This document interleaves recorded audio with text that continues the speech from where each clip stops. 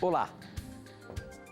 Jesus, quando esteve aqui na Terra, tem algo relatado na Bíblia que ele disse que parece ser muito controverso. Jesus é amor, ele veio e pregou o amor. Mas em Mateus, no capítulo 10, a partir do verso 34, mais especificamente no 35, ele diz algo que parece que não encaixa com ele. Olha só o que diz. Não pensem que eu vim trazer paz ao mundo. Não vim trazer a paz, mas a espada. Eu vim para pôr os filhos contra os pais, as filhas contra as mães e as noras contra as sogras. E assim, os piores inimigos de uma pessoa serão os seus próprios parentes. Quando a gente lê esse texto, a gente fica confuso. Por que o próprio Jesus disse isso? Ele não veio trazer paz, ele veio trazer discórdia entre pais e filhos, entre familiares? Como entender esse texto de Mateus 10, 34, 35? Esta e muitas outras questões você vai acompanhar agora, pois está no ar, Na Mira da Verdade.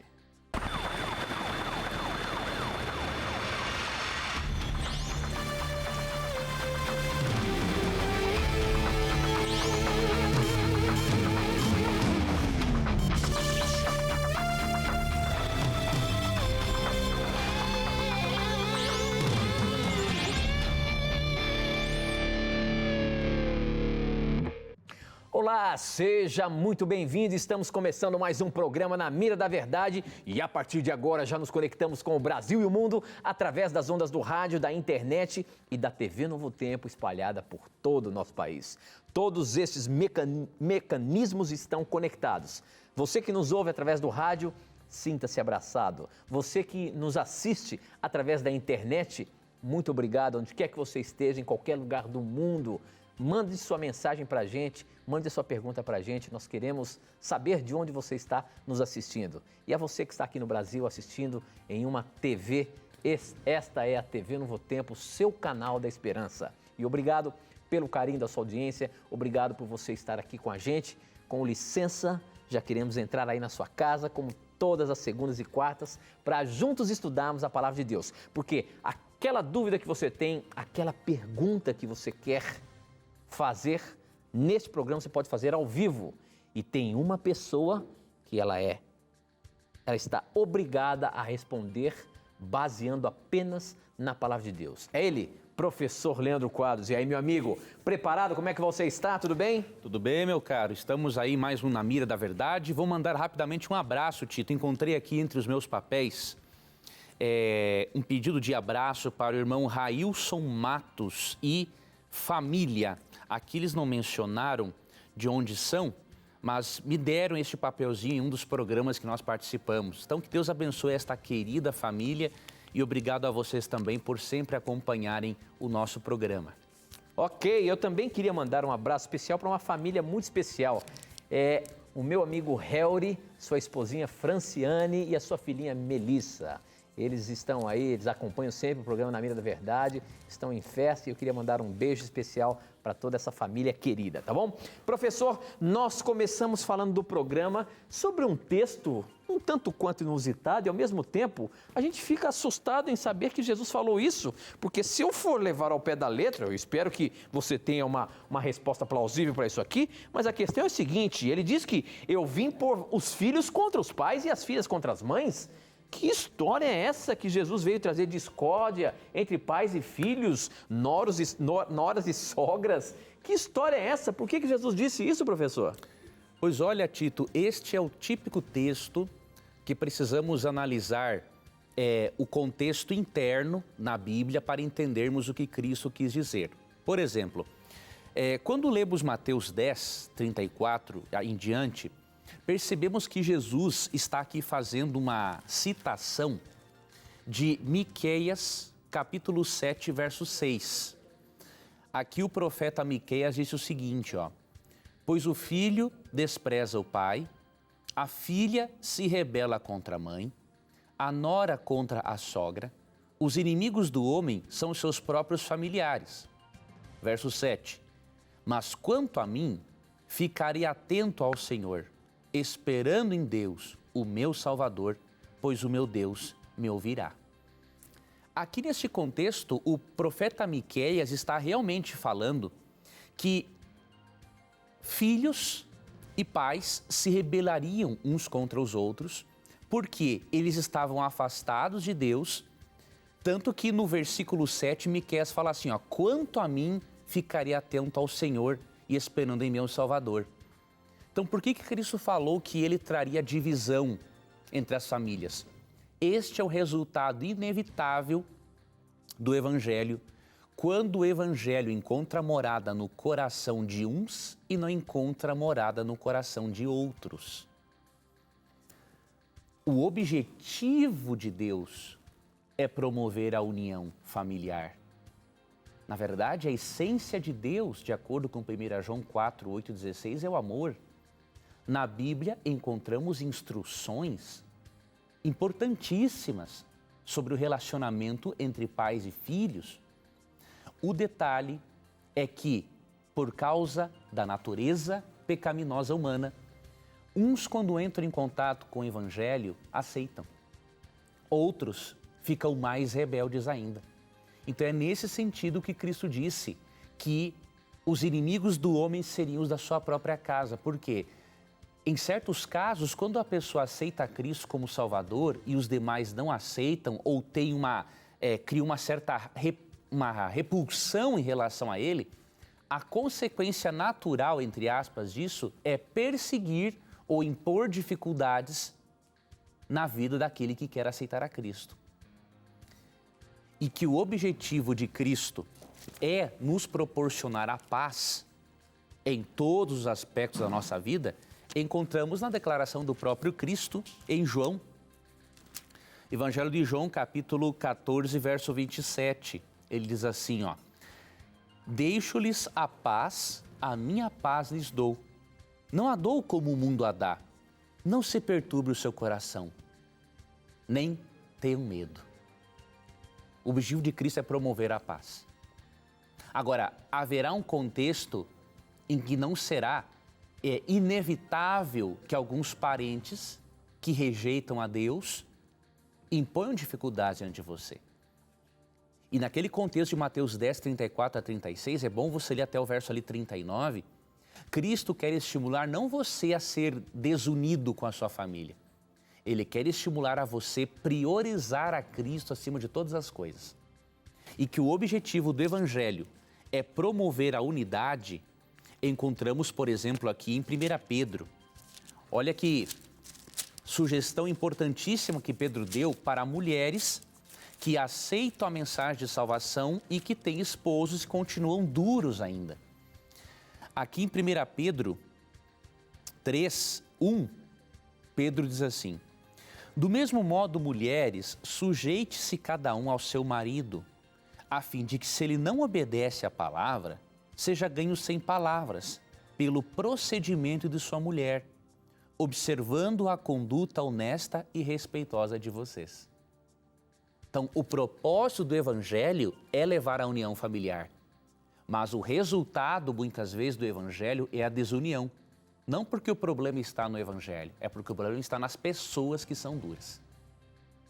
Então, resumidamente, é isto que Cristo quer dizer nesse texto, analisando este contexto interno e também um pouquinho do contexto mais amplo das Escrituras, percebemos que Mateus 10, 35 não é um problema interpretativo para nós cristãos. Ok, professor. Muito bem. O programa está apenas começando e para você participar do programa, basta você mandar as suas perguntas por SMS. O número é 12 981 51 0101. Você manda a sua pergunta, a gente recebe aqui na hora. Você também pode participar do programa através das redes sociais. Pelo Facebook, namiradaverdade.nt, pelo Twitter, @namiradaverdade, e também você pode acessar o nosso blog novotempo.com/namiradaverdade, tá bom? Quem mandou essa pergunta que nós abrimos o programa foi na semana passada o Paulo de Tarso, de Manaus, Amazonas. Obrigado pela sua pergunta, ela esteve na mira da verdade, tá bom? Falando em blog, tem uma pergunta interessante que chegou aqui também pelo blog. Quem mandou foi o Felipe, ele é de Mairinque, São Paulo. Ele diz o seguinte: de acordo com a Bíblia, quando começou a adoração ao sol? E qual é o simbolismo por trás disso? Porque várias culturas adoravam ao sol. Isso deve ter um simbolismo muito forte. Qual é a mensagem por trás da adoração ao sol? Porque até mesmo nós chamamos Jesus o sol da justiça. O sol tem um papel muito forte para o homem. E essa adoração deve ter sido um pecado muito grande contra Deus. Me ajude a entender isso. Professor, na Bíblia a gente pode ter um vislumbre de como começou a adoração ao sol? Não, a Bíblia não registra essa informação histórica de quando precisamente começou a adoração ao sol. Agora, o que nós percebemos na Bíblia é uma constante condenação à idolatria, à adoração ao sol ou à adoração a qualquer outro Deus. Por exemplo, por que Moisés fez questão, em Gênesis 1,14, de dizer que Deus é o Criador do sol, Yahvé? Eu vou ler para você aqui, ó. E disse Deus: haja luminares no firmamento do céu para separar o dia da noite. Sirvam eles de sinais para marcar estações, dias e anos. E sirvam de luminares no firmamento do céu para iluminar a terra. E assim foi. Deus fez os 2 grandes luminares, o maior para governar o dia e o menor para governar a noite. Moisés fez questão de registrar isso para dizer o seguinte: o sol não é um Deus. Existe um Deus verdadeiro que criou o sol. Então, um dos objetivos de Moisés, já no início do Gênesis, é acabar com essa festa aí de que o sol é uma divindade, certo? Então, os pagãos acreditavam que pelo fato de o sol promover a vida, né? A vida é essencial para a vida os raios solares, a vitamina D que o sol produz no organismo humano, a fotossíntese que é realizada, né, nas plantas, então eles pensavam que era uma divindade. Agora, a Bíblia condena qualquer forma de idolatria. Então, se você ler, por exemplo, Êxodo 24:6, ali está falando para não adorar outros deuses. Moisés tinha em mente também a adoração do sol. Agora, precisamente quando isso começou, isso não faz parte, não é, do registro bíblico. O que se percebe na história é que a adoração ao Deus Sol se tornou algo muito comum no Império Romano, né? Eles tinham chamado dias solis, dias do sol, que eles adoravam. Agora, obviamente, civilizações antigas já adoravam, né, esse astro. Ok, professor, muito bem. Chegou uma pergunta inusitada aqui agora no Facebook. Quem mandou foi o do Luiz da Silva. Eu quero colocar na mira aí. A pergunta dele é o seguinte: gostaria de perguntar, por que a Igreja Adventista do Sétimo Dia não prega o verdadeiro Evangelho? Professor, por que a Igreja Adventista não prega o verdadeiro Evangelho? Conta aí pra gente. Olha, primeiramente eu preciso saber deste irmão o que ele entende por verdadeiro Evangelho. Não, ele está afirmando que realmente não prega o verdadeiro... O que é o verdadeiro Evangelho? O verdadeiro Evangelho é esse de Apocalipse 14, 6 e 7. E a Igreja Adventista, Sétimo Dia, prega com certeza, né? Então aqui diz o texto: então vi outro anjo que voava pelo céu e tinha na mão o Evangelho eterno para proclamar aos que habitam na terra, a toda nação, tribo, língua e povo. Ele disse em alta voz: temam a Deus e glorifiquem-no, pois chegou a hora do seu juízo. Adorem aquele que fez os céus, a terra, o mar e as fontes das águas. O que envolve pregar o Evangelho eterno nesse contexto? Envolve falar do Evangelho eterno, ou seja, a mensagem da salvação por meio de Cristo. Envolve levar as pessoas a respeitarem a Deus. Envolve dar uma mensagem de juízo. E envolve levar as pessoas a adorarem ao Deus Criador. Se você tem por Evangelho eterno só falar que Cristo salva, isso aí é um Evangelho incompleto, certo? Então você ainda tem que compreender, na verdade, a amplitude do Evangelho. Agora, se você quer que o Evangelho eterno envolve ensinar essas doutrinas no contexto do conflito entre o bem e o mal em que nós vivemos, aí você terá uma compreensão correta do Evangelho.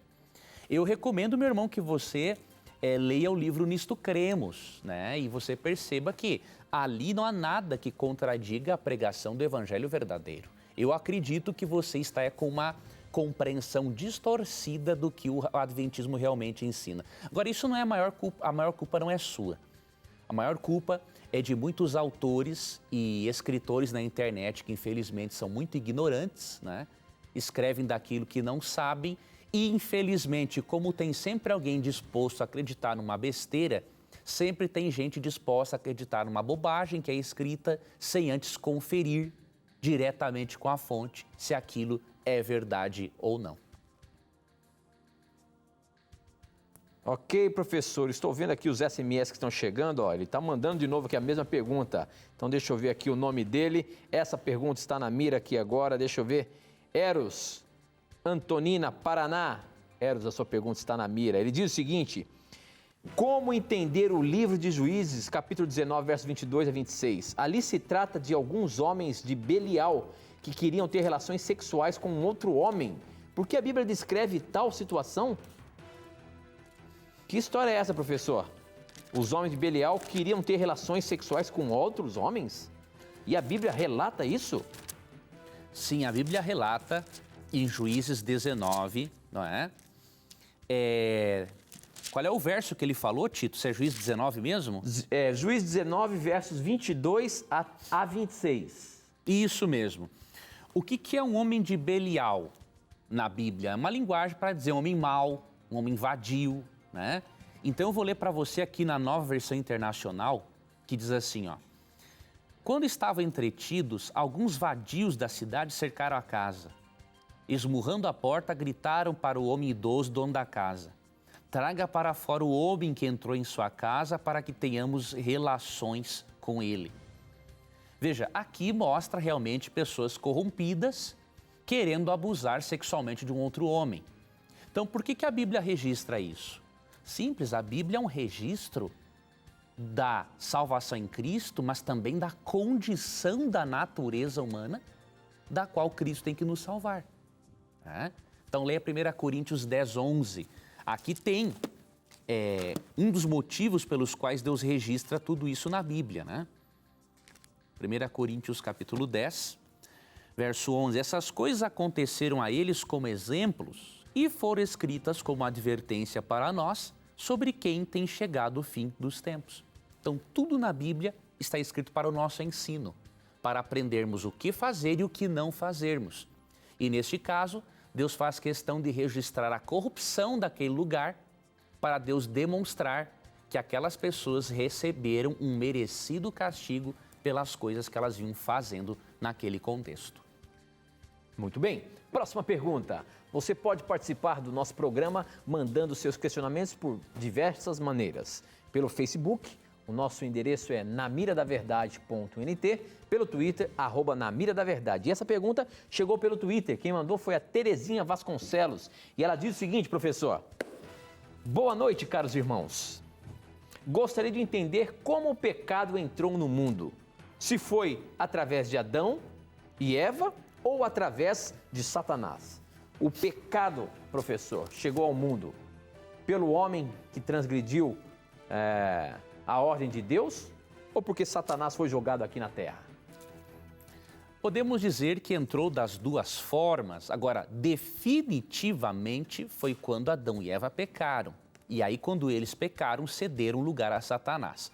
Veja, se você ler o relato da queda em Gênesis 3, você percebe o seguinte. Vamos antes no verso 2, 16 e 17. O Senhor diz assim, ó: coma livremente de qualquer árvore do jardim, mas não coma da árvore do conhecimento do bem e do mal, porque no dia em que dela comer, certamente você morrerá. Então, o que isso nos mostra? Deus já havia dado uma advertência de que não deveria comer do fruto. Isso nos mostra que Satanás estava circunscrito à árvore do conhecimento do bem e do mal. Ele não podia sair dali e tentar Adão e Eva. Então, um ser pecador já se encontrava neste mundo. Agora, o pecado iniciou definitivamente no mundo foi quando Adão e Eva, obviamente, cederam. Porque foi após eles cederem que Deus começa aqui em Gênesis 3 a demonstrar as consequências no relacionamento deles, as consequências da relação deles com a natureza e a consequência do pecado no relacionamento deles com Deus. Então, definitivamente, obviamente, foi na queda de Adão e Eva. Muito bem, professor, muito bem. Próxima pergunta, chegou por nosso SMS. Quem mandou essa aqui veio de longe. Olha, eu quero agradecer a você, onde quer que você esteja, em qualquer lugar do mundo, participando do programa, viu? Essa chegou dos Estados Unidos. Oi, meu nome é Luana, moro aqui nos Estados Unidos e assisto o seu programa pela net. Um abraço a você que está nos acompanhando aí pela internet. Eu e minha mãe gostamos muito do seu programa. Abraços para vocês também, hein? Que a paz de Deus esteja com vocês. E ela quer saber o seguinte: queria saber se nós perdemos a salvação imediatamente no momento quando pecamos? Sim ou não e por quê? Olha aí, professor. A gente perde a nossa salvação assim que pecamos? De forma alguma, minha amiga. Então, uma vez salvo, salvo para sempre? Quando que ocorrerá a decisão quando que será o juízo final? Nós temos que fazer essa pergunta, né? Atos 17:31 nos mostra o seguinte. E também não tem uma vez salvo, salvo para sempre não, então? Não tem essa ideia, né? Diz assim, pois estabeleceu um dia em que há de julgar o mundo com justiça. Ou seja, Deus estabeleceu um dia. E quando você vai para Mateus 16:27, ele é dito que Deus retribuirá a cada um segundo as suas obras. Só que antes disso, diz ali Daniel 7, versos 9 e 10, Deus realiza um juízo pré-advento. Ou seja, é no momento do juízo é que cada caso é decidido. Já pensou se nós nos perdêssemos do momento em que pecamos, ninguém se salvaria? É por isso que existe a justificação, o perdão pela fé em Jesus Cristo. E nós desfrutamos isso todos os dias. Né? Então, quem permanecer ligado a Cristo, tendo a Cristo como seu melhor amigo, ele pode estar seguro da sua salvação. Agora, também não pode ser uma segurança arrogante, né? Já que eu estou em Cristo, eu nunca vou cair. 1 Coríntios 10:13 adverte. Quem está em pé, cuide para que não caia. Ok? Então, minha irmã, a decisão de quem vai ser salvo ou não é só no juízo, não é atualmente, né? Ok, muito bem. Eu queria agora mandar essa pergunta que veio pelo Facebook. Quem mandou, deixa eu ver aqui, foi o Gessé Santos. E ele diz o seguinte: professor, a respeito da Pangeia, a ciência explica que os continentes eram todos unidos e há milhões de anos atrás foram separados. Em uma perspectiva bíblica, podemos entender que antes do dilúvio os continentes eram unidos e depois foram separados? E outro questionamento: como chegaram pessoas no continente americano, por exemplo? Será que Noé e sua família será que só Noé e sua família sobreviveram? Ou podemos atestar que sobreviveram mais gente? Professor, essa questão da Pangeia, a divisão dos continentes, a gente pode afirmar que foi o dilúvio que separou isso? Ou a ciência comprova isso através de milhões de anos? Na verdade, a explicação da ciência de que o Pangeia, né, o continente maior, se espalhou por bilhões e milhões de anos, isso não tem como comprovar isso cientificamente, né? Isso aí é mais teoria. O problema é que muitas vezes na mídia é apresentado uma teoria como sendo algo provado. Não é a mesma coisa. Quem tem um mínimo de noção, quem fez uma universidade sabe, teoria é uma coisa, comprovação é outra. Então é uma teoria. Agora, a nossa teoria criacionista é de que realmente o dilúvio é o que melhor explica a separação dos continentes. Por quê? O dilúvio, como descrito ali em Gênesis, nos capítulos 8 e 9, menciona o quê? Muita água sendo jorrada de cima e muita água sendo jorrada de baixo. Os lençóis se rompendo. Então, o dilúvio é o que melhor explica realmente a separação dos continentes. Agora, se existiam mais pessoas além de Noé, não, isso não pode ser comprovado e nem aceito biblicamente. Por quê? O apóstolo Pedro, quando fala do número de pessoas que foi salva durante o dilúvio, o apóstolo Pedro não deixa dúvidas quanto a isso. 2 Pedro 2,5 diz assim: ele não poupou o mundo antigo quando trouxe o dilúvio sobre aquele povo ímpio, mas preservou Noé, pregador da justiça, e mais 7 pessoas. Então a Bíblia é muito clara, 8 pessoas apenas foram preservadas. Agora, se você ler Gênesis 10 e 11, você percebe que os descendentes de Noé foram povoando as demais regiões do mundo. E como os continentes não estavam tão afastados como hoje, e como eles já tinham como fazer embarcações com peles de animais, a migração para outros lugares não era uma dificuldade. Agora, você há de convir comigo, professor, de que é difícil a gente entender, por exemplo, em lugares onde ali tinha uma civilização indígena, longe de toda a civilização, ou, de repente, as muralhas da China de milhares de anos. Então, como é que a gente pode afirmar realmente? Será que essa história do dilúvio não é uma história da carochinha, meu amigo?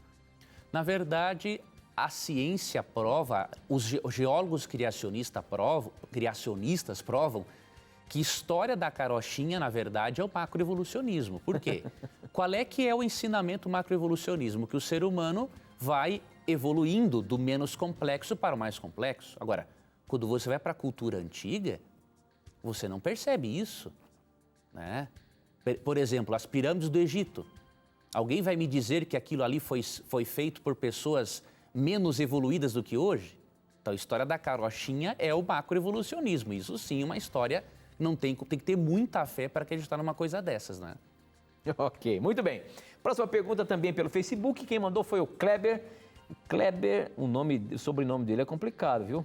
Dewashley, ele diz o seguinte: um dia, minha mãe estava me aborrecendo, dizendo que eu tinha que buscar o Espírito Santo, e eu, em um momento de insanidade e ira, eu disse a infeliz frase: que o Espírito Santo vá para o diabo, vá para o inferno. Eu já me arrependi disso, mas Jesus disse que quem blasfemar contra o Espírito Santo não teria perdão nessa vida, nem no porvir. Eu pergunto, eu blasfemei contra o Espírito Santo? Não serei jamais perdoado? Por favor, me responda isso. Me corrói todos os dias. Autorizo divulgar em público o meu nome. Professor Leandro Quadros, se segura aí que essa você não vai responder agora não. Tudo bem. Nós temos que ir para o intervalo, não sai daí não. A gente volta já já.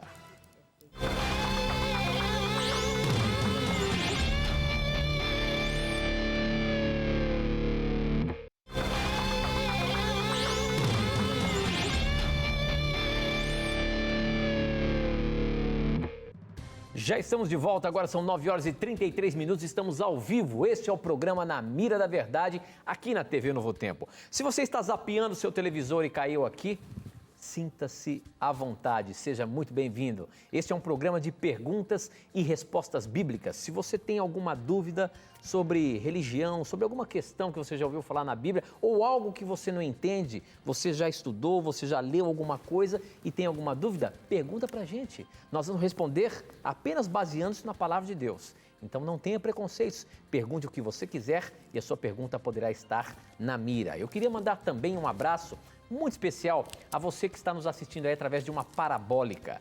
Hoje o Sinal da Novo Tempo está em todas as parabólicas do Brasil, tanto em analógico como em digital. E se você conhece alguém que tem uma parabólica, avisa para ele que a Novo Tempo está lá, tá bom? Tanto digital como analógica, basta fazer a busca ali que vai encontrar a Novo Tempo. É mais uma oportunidade que nós temos de chegar em milhares de residências, em milhões de residências através deste meio que é o satélite, tá bom? Então anuncia aí que a Novo Tempo está em todas as parabólicas. Professor, antes do intervalo eu coloquei aqui a dúvida de um irmão que ele está bastante desesperado e ele acha que ele pecou contra o Espírito Santo. Em um momento de insanidade, ele falou para sua mamãe, dizendo que o espírito vá para o diabo, alguma coisa assim, e ele está hoje preocupado. Eu vou ler de novo a pergunta para o nosso telespectador que está chegando agora. Ele diz o seguinte: eu tinha que buscar... um dia minha mãe estava me aborrecendo, dizendo que eu tinha que buscar o Espírito Santo, e eu, em um momento de insanidade e ira, disse a infeliz frase, que o Espírito Santo vai habitar no inferno. Eu já me arrependi disso, mas Jesus disse que quem blasfemar contra o Espírito Santo não teria perdão nem nessa vida, nem no porvir. Eu pergunto, eu blasfemei contra o Espírito Santo? Que é o blasfemar contra o Espírito Santo, Leandro? Esse meu amigo aqui já está perdido eternamente? Vamos ajudar esse amigo, ó. Antes eu quero mandar um abraço rapidamente para a Eliette e da Cicleia, de Várzea da Roça, Bahia, que estão assistindo o programa. A Eliette é tia de um colega nosso de trabalho, que a gente brinca aqui, que é o nosso amiguinho heregezinho, né? Que Deus abençoe a você. É uma satisfação saber que vocês estão aí acompanhando o nosso programa, tá bom? Vamos lá, meu amigo. Meu irmão, existe a blasfêmia contra o Espírito que é perdoável e a que não é perdoável. Você não cometeu a blasfêmia imperdoável. Por quê? A blasfêmia imperdoável contra o Espírito Santo envolve muito mais do que falar mal dele. Quando você estuda Mateus capítulo 12, você não pode ler só os versos 31 e 32. O contexto todo começa lá no início de Mateus 12. Os fariseus vêm rejeitando a Jesus ao ponto de atribuir a obra de Cristo ao diabo, falando que o Espírito Santo, na verdade, não era ele quem fazia aquela obra, mas era o diabo. Então, o pecado contra o Espírito é uma rejeição contínua ao ponto de acontecer com a consciência o que Paulo fala em 1 Timóteo 4,2. A consciência fica cauterizada. E a maior prova de que você não cometeu a blasfêmia imperdoável, você blasfemou realmente. Você cometeu uma blasfêmia em falar mal do Espírito Santo, falar mal de Deus, mas não é uma blasfêmia imperdoável. Por quê? Olha o que diz João 16,8. Quando ele vier, Jesus fala aqui do Espírito, convencerá o mundo do pecado. Você acabou de afirmar que se arrependeu do que fez. E sabe por que você se arrependeu? Porque foi o Espírito Santo quem te convenceu disso. Se você tivesse já cometido a blasfêmia imperdoável, você estaria com a consciência cauterizada, você não sentiria a necessidade de perdão e de arrependimento. Então esta é a maior prova de que você não cometeu a blasfêmia imperdoável. Então converse com Deus, fala assim, querido Espírito, muito obrigado por ter me perdoado, ajude-me a não mais falar esse tipo de coisa. E dou uma outra dica. Eu fiquei na dúvida, o que a sua mãe quis dizer com você buscar o Espírito Santo? Se for um buscar do Espírito Santo para ter manifestações excêntricas de gritos e de berros e um dom de línguas que não é o bíblico, então esse não é o verdadeiro Espírito Santo. Agora, se buscar o Espírito Santo envolve ter um íntimo relacionamento com Ele, para entender a divindade, para conhecer mais de Jesus e ser batizado por Ele todos os dias, aí é diferente. Então, procure entender aí o que a sua mãe quis dizer com isso. Muito bem, professor. A próxima pergunta chegou pelo nosso Twitter. Você pode mandar sua pergunta pelo Twitter também. Basta entrar lá, seguir a gente. O nosso Twitter é @NaMiraDaVerdade. Quem mandou essa pergunta foi a Cristina Florencio e ela diz o seguinte: Colossenses 1:24, se o sacrifício de Jesus é perfeito, por que Paulo diz que tem que preencher o que resta do sacrifício de Jesus? Olha só o que diz Colossenses 1:24. Vou ler na íntegra aqui para a gente contextualizar bem a questão. Paulo dizendo o seguinte: agora eu me sinto feliz pelo que tenho sofrido por vocês, pois o que eu sofro no meu corpo pela igreja, que é o corpo de Cristo, está ajudando a completar os sofrimentos de Cristo em favor dela. O sacrifício de Jesus não foi completo, professor? Por que Paulo disse isso? Não, aqui veja bem, Paulo não está falando de uma expiação por meio do corpo dele, ó. Se você ler atentamente, olha, eu vou ler aqui para você na Nova Versão Internacional, ó. Agora me alegro em meus sofrimentos por vocês e completo no meu corpo o que resta das aflições de Cristo em favor do seu corpo, que é a igreja. Está dizendo o seguinte: Cristo sofreu pela igreja, se sacrificou por ela, agora eu completo isso porque agora eu estou sofrendo pela igreja. O que Cristo começou em sofrer pela igreja, agora eu estou sofrendo. Mas isso aqui não tem nada a ver com expiação de pecados, até mesmo porque o próprio Paulo em Romanos 5:1 diz assim, que somos justificados pela fé por meio de Jesus Cristo e não por meio do apóstolo Paulo. Muito bem, agora aqui no Na Mira da Verdade você fica com o momento da mentira.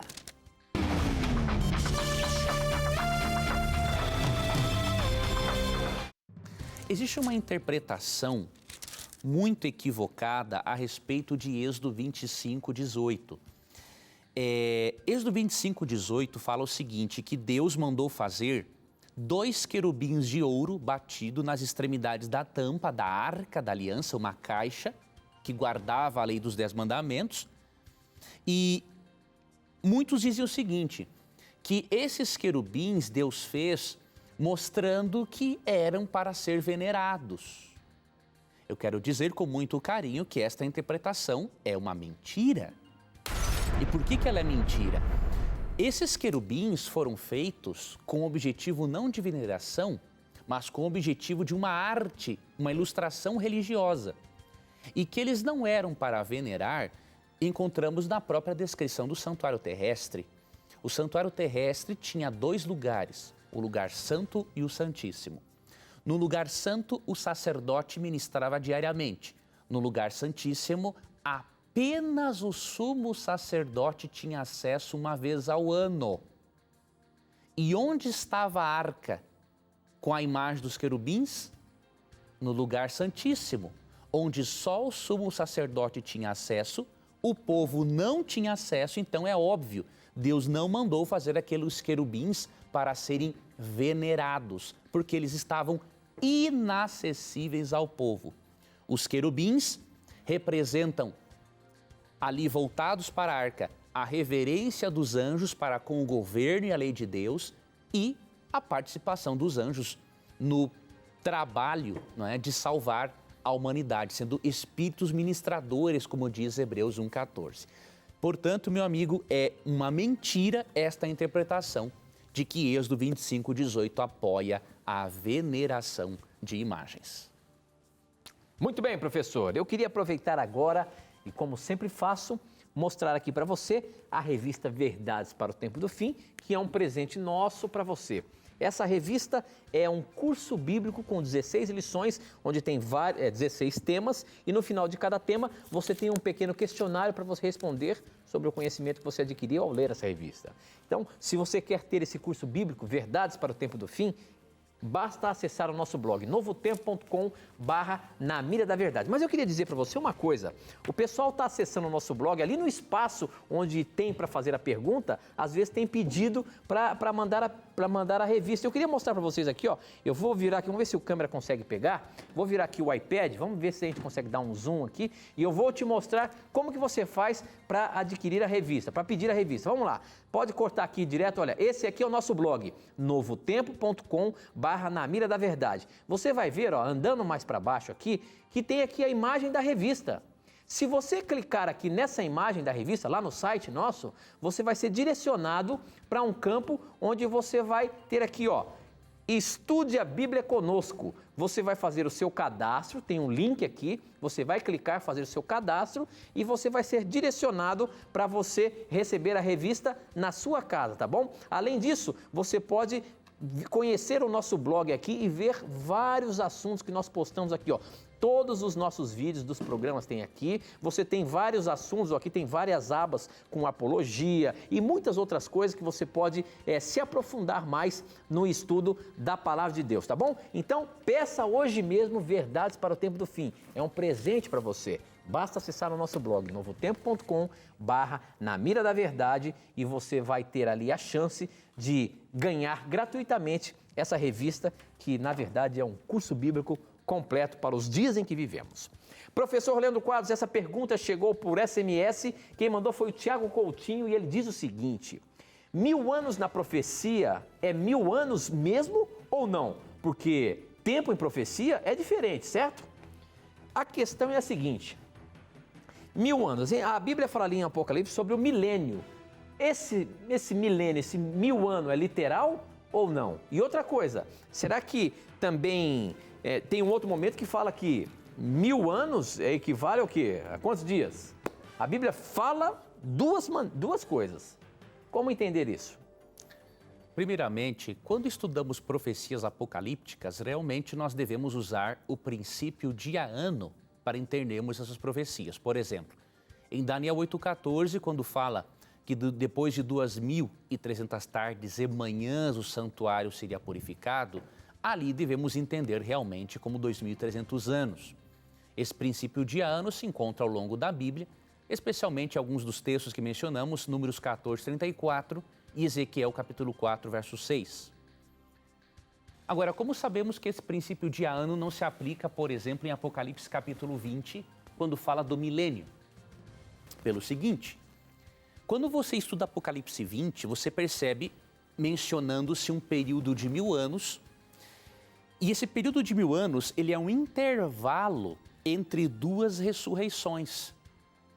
A doutrina da ressurreição, mesmo sendo, ou melhor, mesmo estando num livro apocalíptico, ela não é simbólica.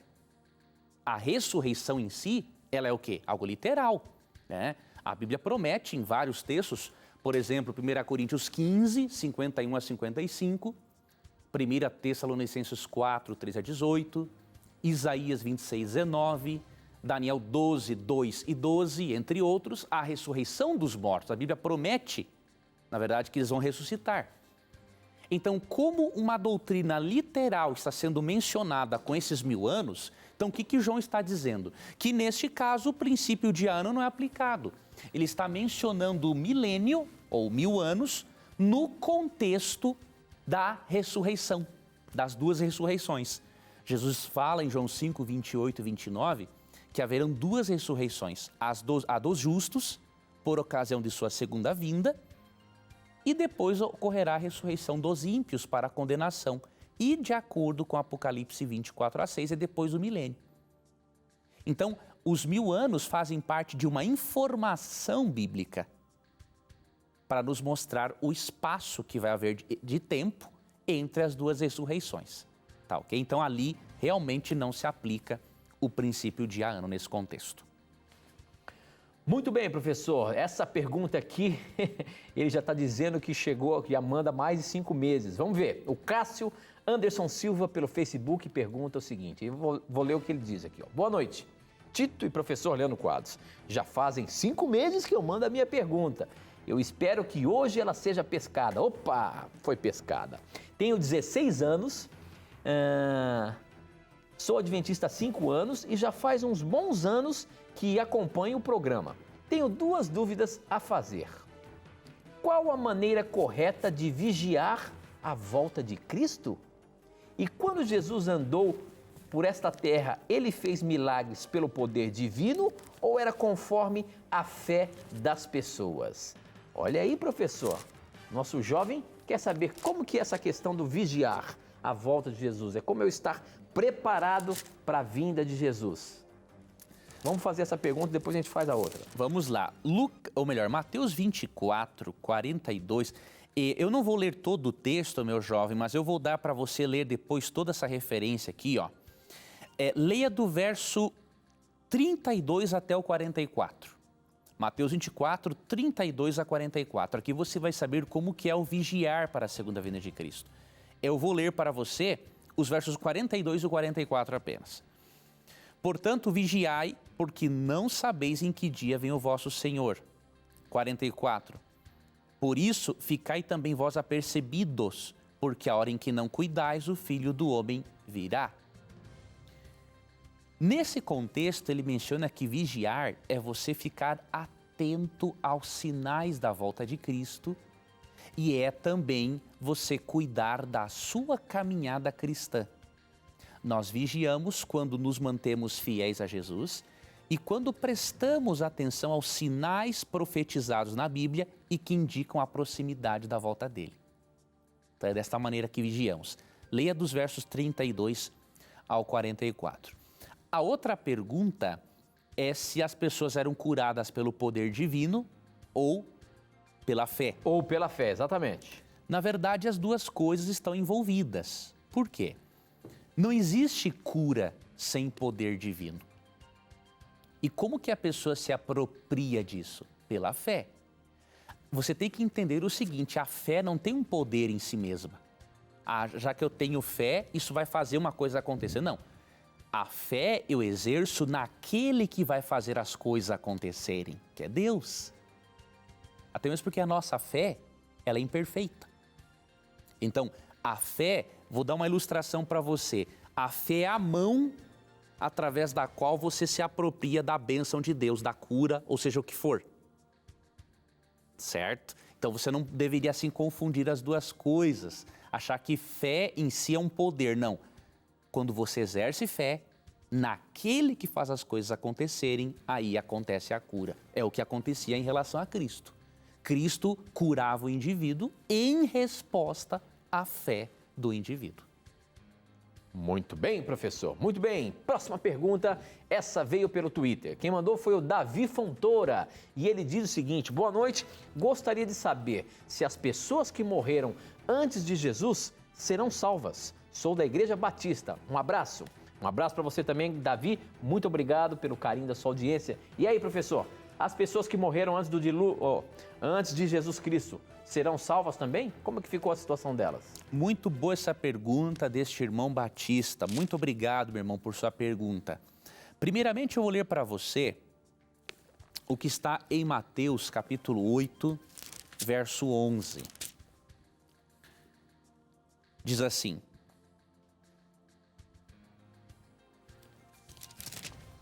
Peraí, não é Mateus 8, 11. Deixa eu ver aqui. Vamos encontrar esse texto. Acho que é João. Deixa eu dar uma olhadinha aqui se é ele mesmo. Qual que é o texto aí, professor, que fala sobre o quê? É aquele em que Jesus fala, Tito, que muitos virão do Ocidente e do Oriente e se assentarão na mesa com Abraão, Isaque e Jacó. Deixa eu ver se é Mateus capítulo 8. Vocês estão vendo que ele não decora nada. Na verdade, ele sabe o texto e onde está. E às vezes o Tico e o Teco falham, né? Vamos ver aqui, meus amigos. Achei, é Mateus 8,11 mesmo, amigos. Aqui, ó. Digo-vos que muitos virão do Oriente e do Ocidente e tomarão lugares à mesa com Abraão, Isaque e Jacó no reino de Deus. Ao passo que os filhos do reino serão lançados para fora nas trevas. Ali haverá choro e ranger de dentes. Então veja, antes de Cristo ter vindo, muitas pessoas foram salvas. Por quê? A fé que elas exerceram em Deus e no cordeirinho que era sacrificado no lugar delas, que era o substituto, esta fé, ela foi, diríamos assim, totalmente recompensada quando Cristo morre na cruz. Elas foram salvas com uma espécie de um cheque pré-datado, certo? Então elas exerceram fé no Messias, no substituto que morreria por elas, e aí na cruz Cristo sela a salvação dessas pessoas, tá bom? Então, graças a Deus que o plano de salvação disponível, de acordo com Apocalipse 13:8, antes da fundação do mundo, esteve disponível às pessoas de todas as épocas, mesmo que de maneira diferente. Muito bem, professor, muito bem. Mais uma pergunta pelo Twitter aqui, muito boa. Quem mandou foi o Caio, ele é da Assembleia de Deus e ele diz o seguinte: queria saber se existe transferência de unção. Como explicar números 11, 16 e 17? Olha só o que diz números 11, 16 e 17, professor. O Senhor Deus respondeu a Moisés: reúna para mim 70 homens que você sabe que são líderes entre os mais respeitados do povo de Israel. Leve-os até a tenda sagrada e fique ali com eles. Então eu descerei e falarei com você ali. Tirarei uma parte do Espírito que lhe dei e darei a eles, para que o ajudem no pesado trabalho de cuidar do povo. Assim, você não precisará fazer isso sozinho. Professor, esse texto aqui dá-nos a entender de que a unção pode ser transferida? Aqui é o seguinte, nesta linguagem bíblica, querido telespectador, Deus quer dizer o seguinte: a transferência, entre aspas, de unção, na verdade é uma transferência de função, né? Então, qual é o objetivo aqui em Números? É Deus falar para Moisés o seguinte, que assim como ele deu o Espírito Santo para Moisés, parte do dom que Deus deu para Moisés, não é totalmente óbvio, ele daria a outras pessoas para que eles os ajudassem, né? Então, não é transferir, diríamos assim, vou tirar o Espírito Santo dessa pessoa e dar para aquela. Não. Deus só compartilhou o dom espiritual que Moisés havia recebido com aqueles demais. Né?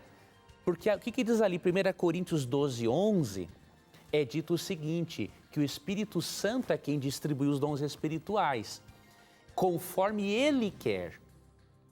Então, nenhum ser humano pode se interpor entre um cristão e o Espírito Santo para transferir a unção ou o dom dessa pessoa para outro. Isso é quem faz, é simplesmente o Espírito Santo por sua soberania. Muito bem, professor. Essa aqui também chegou pelo nosso Facebook. O nosso tempo já está correndo. Nós temos apenas 3 minutinhos, mas dá para responder essa pergunta tranquilamente. O Cirilo Ritter pergunta o seguinte: gostaria de saber, segundo a Bíblia, como podemos identificar a diferença entre um profeta de Deus e um falso profeta? E aí, professor, a Bíblia nos orienta sobre o profeta verdadeiro e o falso? A Bíblia orienta, a Bíblia tem várias instruções. Eu vou ler 2 delas, das principais, por causa do tempo. A primeira se encontra em Mateus capítulo 7, versos 15 e 16.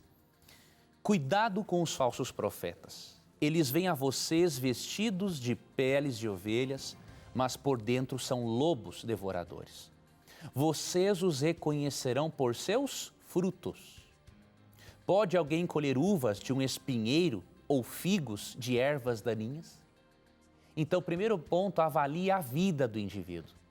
A sua vida moral, a sua forma de tratar os filhos, de tratar a esposa, de tratar os outros que pensam diferente dele, né? Um verdadeiro profeta, ele manifesta na sua vida o fruto do Espírito Santo. De Gálatas 5, 22 e 23. A segunda forma de você avaliar se um profeta, um ensinador é verdadeiro ou falso, é ver o comprometimento dele não só com a boa conduta, mas o comprometimento dele com a Bíblia. Isaías 8, 19 e 20. Quando disserem a vocês, procure um médium ou alguém que consulte os espíritos e murmure encantamentos, pois todos recorrem a seus deuses e aos mortos em favor dos vivos, respondam: à lei e ao testemunho. Se eles não falarem conforme esta palavra, vocês jamais verão a luz. Ou seja, se o indivíduo usa a Bíblia, mas fala de forma errada, interpretando o contrário do que está na Bíblia, ele é também um falso profeta. Muito bem, professor. Eu queria agradecer muito a você que participou do programa. Nosso tempo já acabou, nós temos que ir embora. Mas a você que esteve conectado com a gente, você, meu irmão da Igreja da Assembleia de Deus, da Igreja Batista, da Igreja Metodista, de todas as denominações religiosas que acompanham o programa, juntos estamos aqui para estudarmos a Bíblia. Obrigado, mais uma vez, pela sua participação. E, professor, a gente se encontra no próximo programa. Maravilha. Deus abençoe a você, amigo Tito. Deus abençoe a você, telespectador e ouvinte. E não se esqueça que aqui neste programa, sempre que você tiver a coragem de perguntar unicamente a Bíblia, terá coragem de responder a você. Um forte abraço. E aqui você já sabe, sempre os seus questionamentos vão estar na mira da verdade. Até o nosso próximo encontro. Tchau.